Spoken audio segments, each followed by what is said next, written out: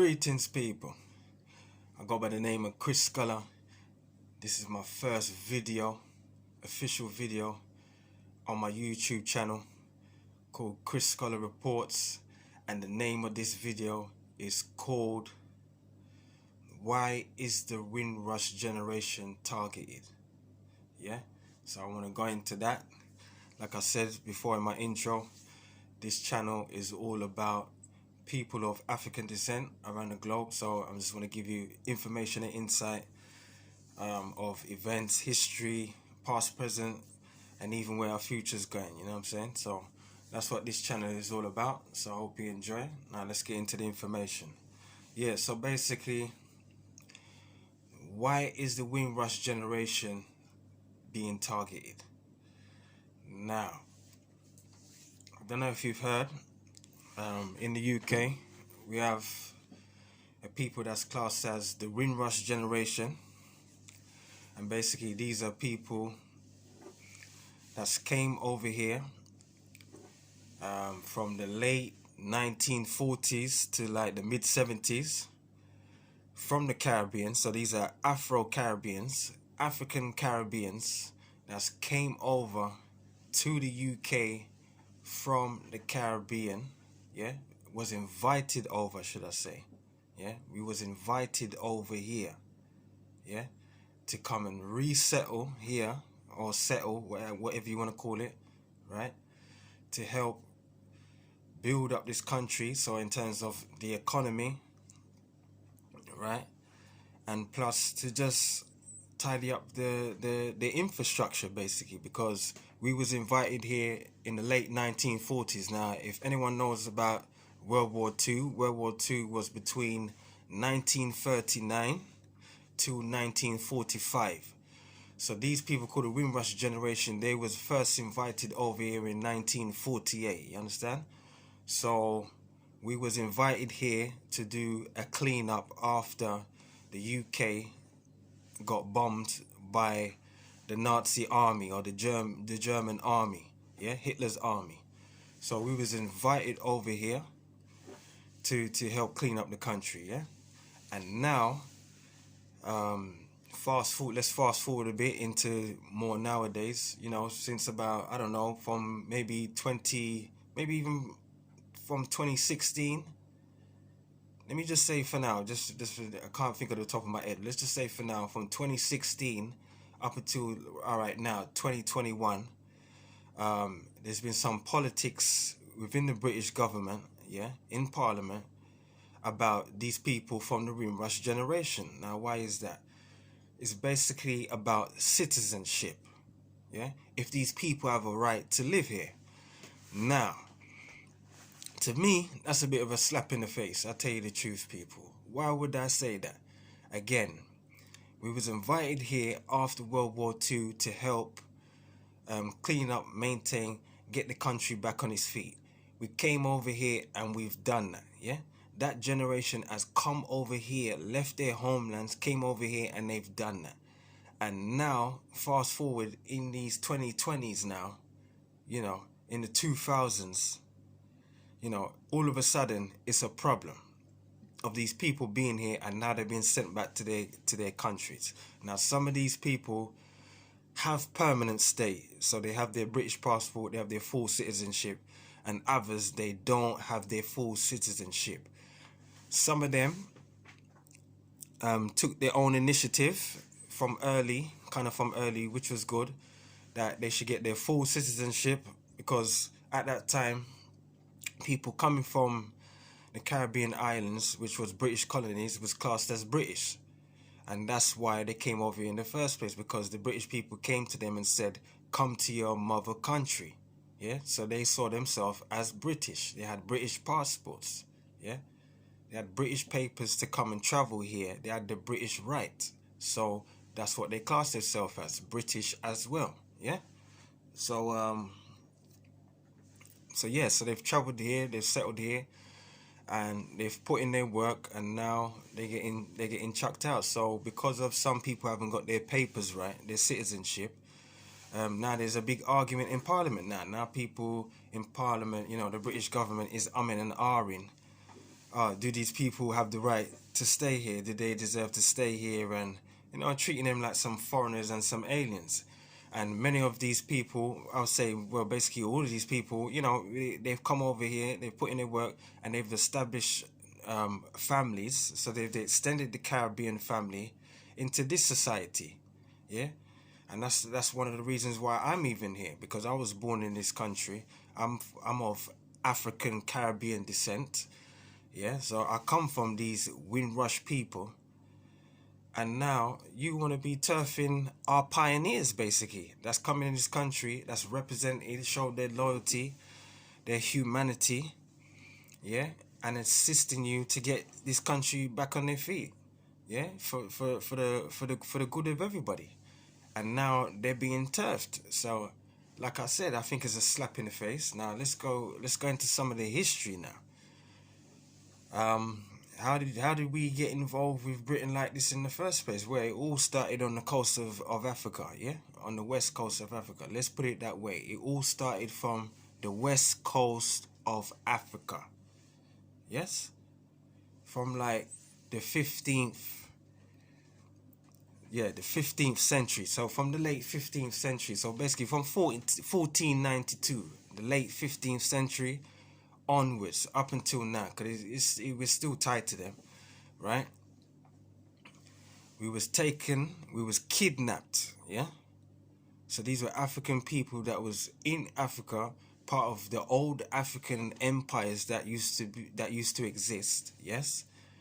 And we was kidnapped, yeah, and taken across the Atlantic Ocean to the Americas. So the Caribbean islands, North America, which is like United States, Canada, Central America, which is like Honduras, um,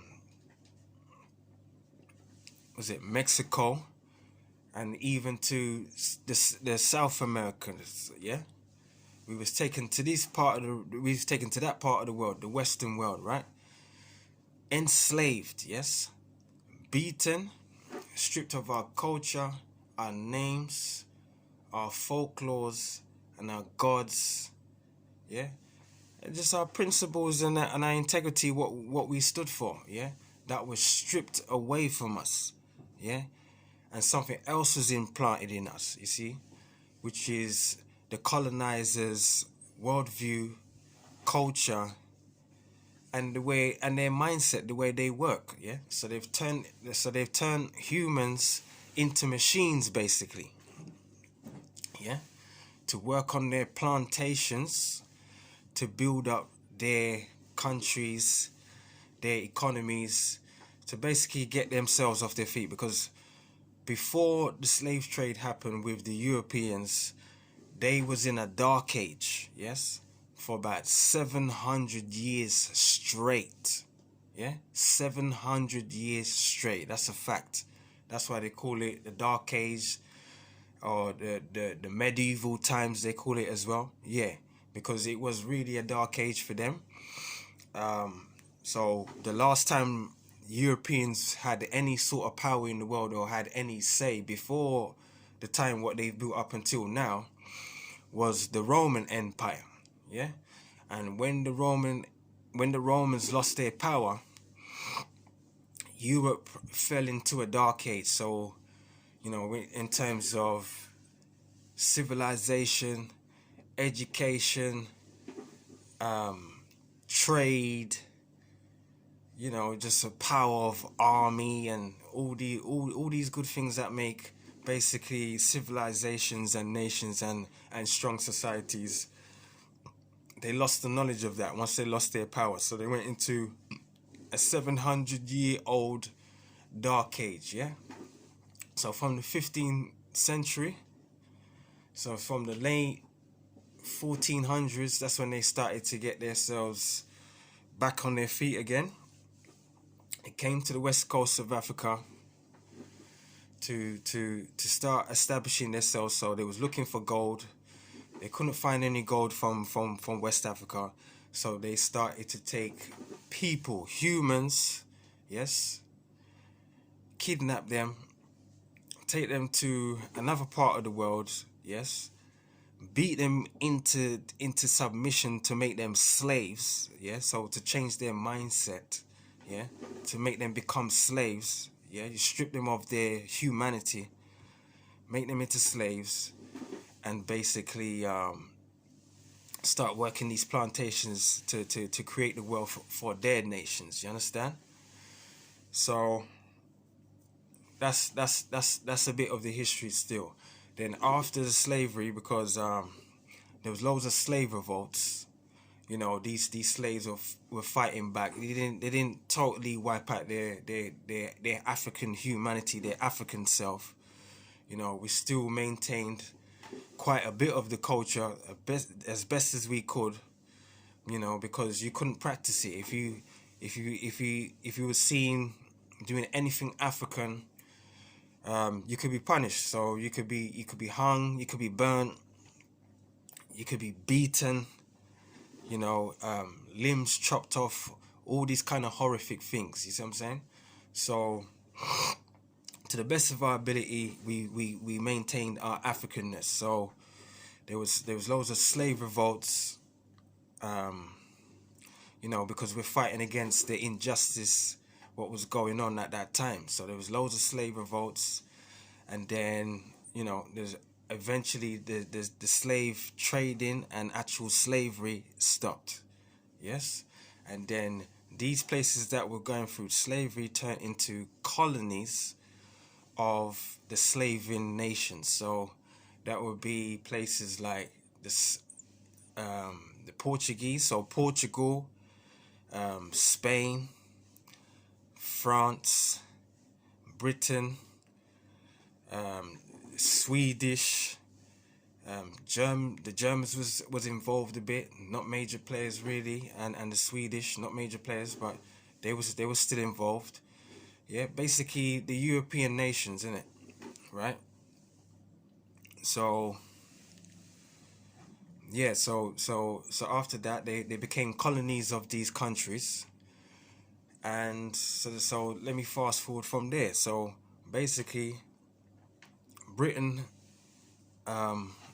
still had colonies in the Caribbean, and they was going through World War II. You know, they was in trouble with Hitler, and basically they was asking for volunteers to come and help in their war efforts so they can win the war and save their nation from invasion and being dominated by a foreign nation to them. Yeah. So the Windrush people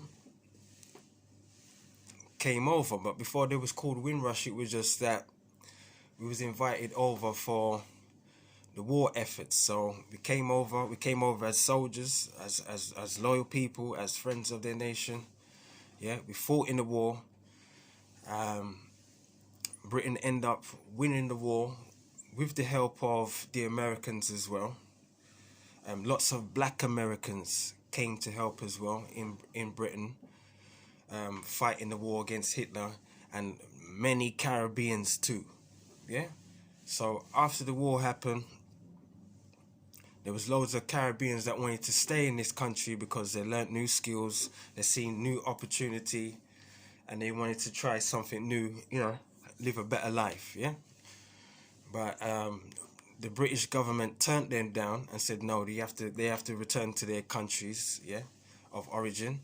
So they've gone back to the Caribbean.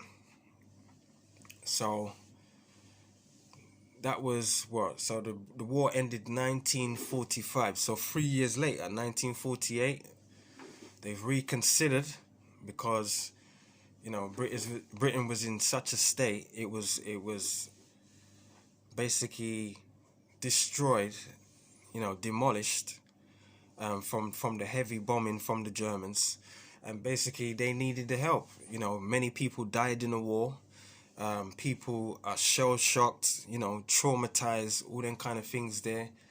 And yeah, the country was in bad shape. The nation, the people, everything was in bad shape, and they needed this help. So we've came over due to the fact that we've helped them in the war.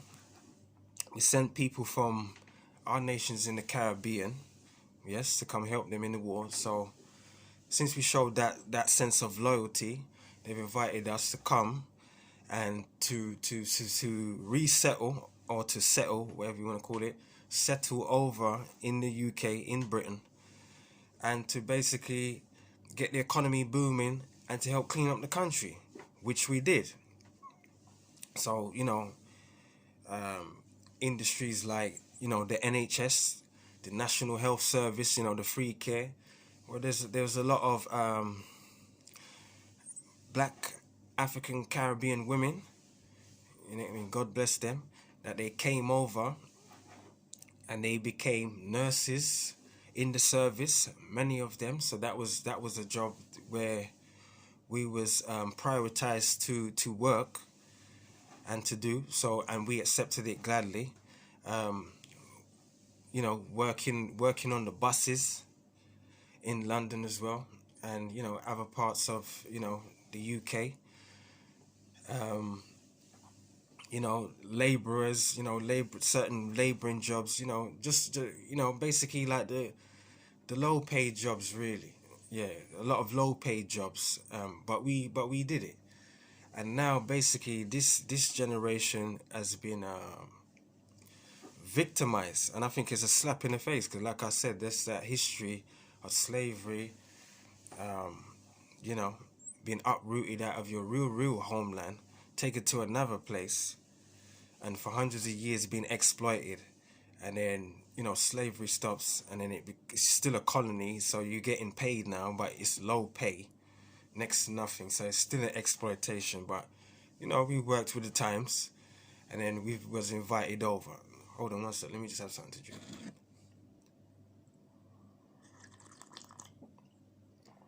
Yeah, so we was invited over. Yeah, gladly took up, the assignment, the task. And now years later, 50, 60, 70 years later, these people are being questioned about their citizenship. And again, some of them have sorted out their papers, some haven't. And the ones that haven't, it seems like they're getting taken out the country. So yeah, so to me, that is a slap in the face, a real slap in the face, and a real disrespect. And it's a shame because, people all over the country, and I think even certain parts of the world, I think, everyone kind of knows what's going on in the world. Everyone's got access to internet in some sort of way and them kind of things, or they're hearing these stories. And yeah, it's a shame. So why are these people being targeted in the UK for? It doesn't make sense. What have they done to make you unsure about who these people are and what their intentions are being here and what they are doing? We've been showing it for the past 70 years. Near enough, basically. 70 years and even longer than that. But let's just put it, from World War II times up until now. That's like 70 years. Yeah? Near enough 80 years going on. Yeah? And these people are getting sent back like they're nothing. Now, there's many people in this country, they don't have their full paperwork. You see what I'm saying? And they get to stay here from other nations or racial groups. They get to stay here with no problem. There's no argument, because at the end of the day, they're here, they're settled, they've created families too, they pay taxes too, and they've humbled themselves, and they're getting on in society. So why are these people, the Windrush, being targeted? It doesn't make sense to me. It really doesn't make sense. It's a real disrespect and a slap in the face, and it's like you're trying to shame us on the world platform. You see what I'm saying to you? It's shameful. I tell you the truth. Are we getting picked? Everyone's all right, but we're getting picked to be dashed out the country. That don't make sense. That don't make sense. You're splitting up families. Yeah, like I said, I'm one of them Caribbean descendants that's born here in this country, but then I've got family members who wasn't born in this country. So all four of my grandparents, they were born in Jamaica. You see what I'm saying? And I've got aunties and uncles, yeah, that was born in Jamaica as well, but they live over here. You see what I'm saying to you? So It's like you're trying to split up families. You know, there's many cases of people all across the UK where, you know, their family members are getting sent back. I've even hearing cases of people like their children, like Caribbean people or Caribbean descents, you know, their children was born here, you know, like around my age group or maybe even younger. I've seen people that's younger than me, you know, getting sent back to a place where they wasn't even born. There's some people. There's some cases where some of these people that's Caribbean descent, they're not even born in the Caribbean like that. They was born in the UK, yeah, and they getting sent back like they was a foreigner. You see what I'm saying to you? I'm sure there was. If I can remember right, there was two sisters. Um, I think I think it's both of them or one of them. They was born here, but they didn't have their passport. They didn't apply for a passport before ever in their life. And then all of a sudden, you know, immigration officers are rolling on them. You see what I'm saying to you? Immigration's rolling on them and saying, yo, right now you're gonna have to come out of the country. You see what I'm saying to you? So all them kind of all that type of injustice going on right now, and it's really a shame, and it's a disrespect, and it questions like what is going on, what kind of world do we live in really, if these are the kind of things that's going on. You see what I'm saying to you? And you know, our pioneers, the Windrush generation, they've contributed a lot. So you know, like I said, all them services that they was involved in.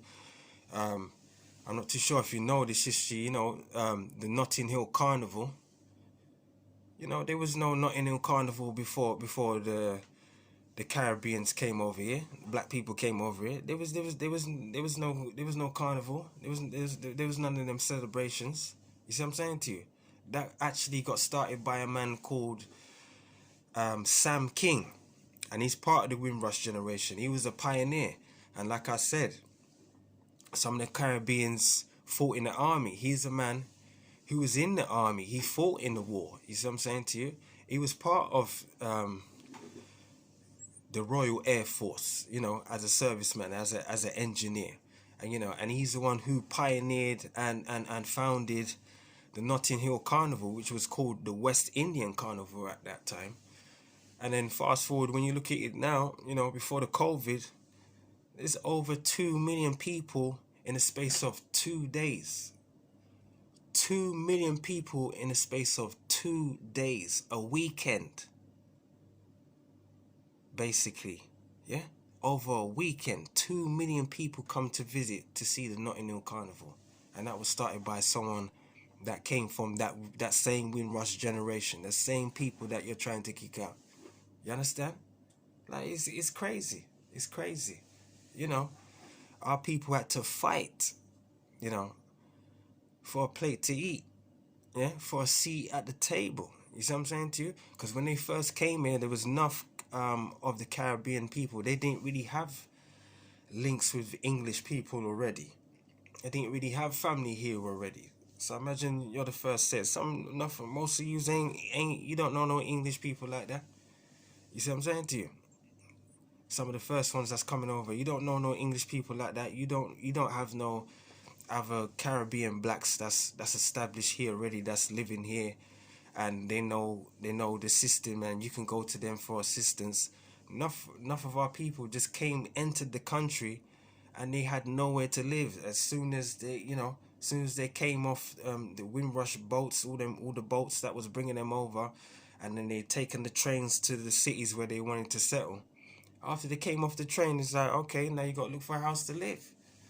There's clips even on the YouTube where you see it. You see Caribbean people walking around, people a new arrival, someone who just came into the country looking for a place to stay, and the British people are saying, no, we don't want you here, because if they're looking at them like strangers, looking at them like obviously foreigners. They're not welcome. You know, some just didn't like the fact that it's black people coming into the country, and they felt like we're coming to take their jobs. The men were coming to take their women, and basically we just came in to just take over, basically. And they was afraid that they was gonna get shut out of opportunities in their own country. There was race. There was race riots, race wars. There was racial attacks. You know, you had the Teddy Boys at that time. You know, and other mobs that used to just go around and start attacking black people at that time. And then, you know, black people, you know, we're thinking, what's going on with all this? And to the point where we got fed up. You see what I'm saying? And then we was forced to fight back. You get me? Because if you wanted to live, you know what I'm saying? You don't want to be under attack all the time, and one day they might kill you and you're dead. You see what I'm saying to you? So we had to boss up basically. We had to fight these people. We had to let them know, listen, we ain't no joke at the same time. Yeah, we're humans as well, but I'm gonna have you kicking me out just because I came moving your country. I'm a human being as well. You see what I'm saying to you? And you know, obviously, as you already know, like I said to you, you know, enough of us fought in the war, so we feel like, what? I fought for your country. What are you talking about? I fought for your king and your country. So you know, so before it was Queen Elizabeth, it was her dad, King George, or whatever. So you know, so they're looking at it like, right, our people fought for your country. You see what I'm saying? We was invited over here, and you're mistreating me. So then we was forced to fight back. You know, until you know when things kind of you know cool down a bit, and that's one of the reasons why you know the carnival, that celebration was brought into this country and established here because of the racial tension that was going on, and it was a way to show our cultural experiences and the things that we do and the lifestyle, you know, and basically just to make it open for everybody so we can establish some sort of peace and unity in the country. You see what I'm saying to you? And like I said, man, it's just crazy. It's just crazy right now, and it's like it's a serious injustice, and you know, there's been a bit of uproar about it, but it's like it's being downplayed again. You see what I'm saying to you? So I just felt like for my first video, that would be a good subject to cover. You see what I'm saying? Excuse me, people. But yeah, you know, I was just thinking, yeah, that would be a good subject to cover because at the end of the day, I'm in UK. It's my first video, so yeah, I was just thinking that's a good way to start. You know, start with the UK first and then expand out. You know, with the events, histories, and stories. You know, historical, current, future. You know, all of that. I'm gonna be covering all of that on this channel. Yeah. So yeah, so that's just my thoughts. I just wanted to share that with the people. So if you like this video, I would like you to like it, please. Share it with who you can, who you want to. Subscribe as well. And if you subscribe, sorry, if you subscribe, hit the bell.